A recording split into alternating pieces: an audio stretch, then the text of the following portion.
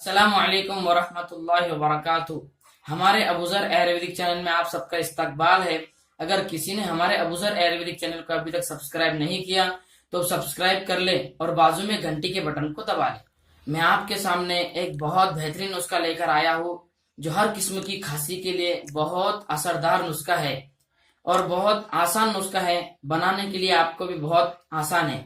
तो सबसे पहले आपको गुड़ लेना है, देसी गुड़ पावशेर यानी 250 ग्राम आपको गुड़ लेना है और इसके अंदर आपको 50 ग्राम हल्दी मिला लेना है और ये अच्छे से मिक्स कर लेना है।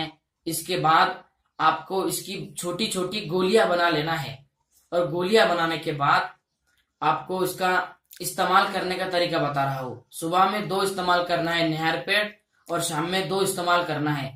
इंशाअल्लाह आपकी कुछ ही दिनों के अंदर कैसी भी खांसी हो तो बहुत ही जल्दी खत्म हो जाएंगी।